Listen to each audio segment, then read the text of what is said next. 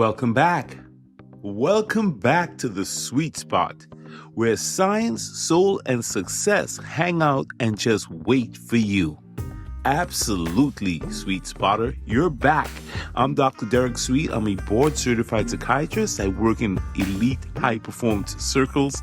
But more than that, I enjoy being your high-performing teammate next to you because you're a high performer too. We're both high performers in the game of life. And together, we've been unpacking this amazing series here on mastering the mind. Yes, the idea of we are not allowing thoughts to control us. We are the thinker, and the thoughts submit to the thinker. Wow. So we've been looking at James Allen. He's the author of this incredible book that was written back in 1902, 1903, where he wrote As a Man Thinketh. Now, he died, he passed, I think, in the 1940s.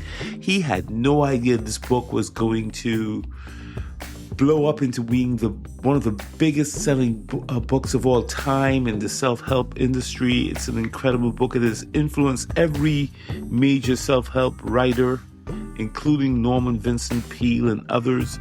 This is an incredible book. I read it when I was in college. It was a great book to read. It was built off of the ancient wisdom in the book of Proverbs. As a man thinketh in his heart, so is he. It's a powerful, powerful revelation about the power of the mind. So yeah, we are doing it. We have been doing it on Monday, Tuesday, and Wednesday. If you haven't heard the series so far, go back and check them out. You're going to love it. You're going to love it. We find ourselves planted here in Trust Yourself Thursday. Nothing like Thursday to remind yourself that you've got to trust you. You've got to trust you. Here's what the author said. Doubt and fear are the great enemies of knowledge. And the person who encourages them, the person who does not slay them, defeats themselves at every single step. Let that land. Doubt and fear are your enemies. And if you do anything to encourage them, if you don't slay them, you're defeating yourself at every single step. James Allen wrote that back in the 1900s. Let that land. It's not your coach. It's not your mother. It's not your father. It's not your brother. Not your boss.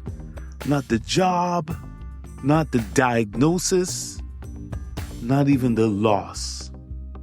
It's you. If you entertain doubt and fear, you're going to destroy and defeat yourself at every step. So that's why we talk about trust, not about trusting others, but in trusting in you. Self-trust. Because in you is something that's greater than what's in the world. So you've got to put some trust in what has been put in you. Does that make sense? Self-trust is not about arrogance. It's not about blind optimism. I'm talking here about a quiet, settled knowing that you have what it takes to face whatever is in front of you right now. Even when you cannot see the outcome, keyword here, yet. Always add yet when you cannot see the outcome. It changes everything, doesn't it? Powerful word. We haven't won a game yet. I haven't written my book yet. Do you get that? One of my favorite authors, Ralph Waldo Emerson, said it in one line that has echoed for over 200 years. Trust thyself. Every heart vibrates to that iron string. That iron string? That's the athlete before the championship game. The iron string It's the executive before the board meeting. It's in the grieving mother getting out of bed before the first spring and she has lost her beloved child. It's in the student walking into a really tough exam they studied for and feeling a little shaky. Every heart has it.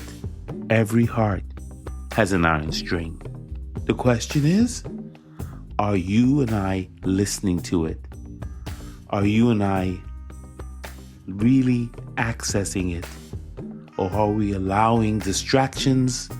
Are we allowing doubt and fear to turn us away from the iron string? Yeah, that's the thing. Doubt is a thought. It's not a fact. But here's what your mind does, right? It generates doubt like a machine, and then here's the trap. It presents that doubt as evidence to us, and we start to believe that doubt is the truth about whatever it is that we're doubting. Shakespeare saw this 400 years ago. He writes, "Our doubts are traitors and make us lose the good we often would have had to win by making us afraid to attempt." That's in Measure for Measure. Doubts as traitors, making us afraid to even take a try or an attempt. Think about that. So many scenarios come to mind as I think about this. An executive who has gotten passed over for a promotion or a bonus, an athlete who didn't get drafted, an artist whose work just never seems to reach the level that they wanted to reach, the level of rejection that they feel, somebody feeling stuck in a job that they can't get out of. Every single one of them is losing something real, not because of their circumstances, but because they have doubts. Doubts. And the thing is, the only way out of doubt is the only way out of it is to actually trust yourself. Trust yourself out of it. You've got to trust yourself. As soon as you trust yourself, you will know how to live and how to move forward. It's that simple. You can't wait for circumstances to improve. You can't wait for the grief to lift. You've got to trust that you can put one foot in front of the other, that you can take a breath, and that you can get through today, and trust yourself for the moment by moment by moment reactions. You've got it. Because here's the thing. Doubt loves inaction. Doubt loves us to be still. Doubt wants us to crouch in the corner and not move. The cure is not more thinking. It's actually movement. Movement towards the thing you're afraid of, actually. Dale Carnegie, another great author, he put it this way: inaction breeds doubt and fear. Action breeds confidence and courage. If you want to conquer fear, do not sit home and think about it. Go out and get up and get busy. This is where athletes typically have an advantage, right? They've been trained to act under pressure. But here's the thing. Every person listening to me right now has been an athlete in some arena of your life. The parent who holds it together for the family and is the one that everybody comes to and speaks to and is keeping everybody together, that's an athlete. The student who's studying for the grade under pressure, you're like a fourth quarter athlete. You're a professional and you keep showing up. That's a consistency of the athlete. You've done hard things. That's your evidence. You're in the game. Remember, I started this off with you and I are teammates in this game of life. We're high performers. So running away is not an option. You don't see teams, the best players, packing up and going to the locker room because they're afraid of the fourth quarter. not coming back after halftime because they're afraid. That's not happening. You can't run away from the danger. Helen Keller said, avoiding danger is no safer in the long run than outright exposure. The fearful are caught as often as the bold. Can't run. Or you can run, but you can't hide. However you want to put it. Yeah, absolutely. And if you can't trust in yourself, for those of you who come from a faith tradition, trust in something bigger. Trust in God. Because trust in yourself and trust in God are not opposites. They're partners. Because greater is that which is in you than what is in the world. God doesn't fill a vessel that's collapsed on itself. He fills one that stands upright. And if that's not for you, let's run into the Stoicism. Marcus Aurelius, the warrior philosopher, he wrote that, look, it is not death that a man should fear. You know what he should fear?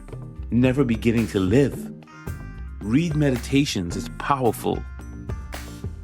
Look, and if you're grieving, and God knows we've all grieved, and we all have levels of grief, and if you're grieving, you're hurting, like if you feel like you've just lost your footing.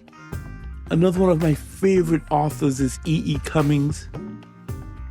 And he said that once we believe in ourselves, we can risk curiosity, we can risk wonder, we can risk spontaneous delight or any experience that reveals our deep human spirit.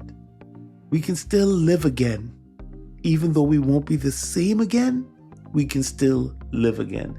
And look, we don't have to have it all figured out. You just have to believe in yourself and trust yourself enough to take it one step at a time. Yeah. So remember James Allen, our author? His whole thesis is that thought that's linked to purpose creates an unstoppable forward momentum and motion. So I want you to name one area where doubt has been the loudest voice for you. Write down one action, no matter how small, you're going to take today, and say this out loud. I trust the person I've been built to be. You can be an athlete. You can be an artist. You could be a grieving parent. You could be a retired executive, a student. I don't know what you are, who you are. You were not built to shrink. Yeah, you were built to rise. And I'm with you. I'm standing with you. I'm right here with you. I'm right here with you. Absolutely, you're not alone. This is The Sweet Spot. I'm Dr. Derek Sweet. If you enjoyed this, if this spoke to you, I'm asking you to please subscribe and become part of our community as we build a community based on authentic trust. If you know someone who could benefit from this, I'm asking you, share it with them. And trust yourself. Create the kind of self that you will be happy to live with all your life. You can do that. Make the most of yourself by fanning the tiny flames of trust back into your soul.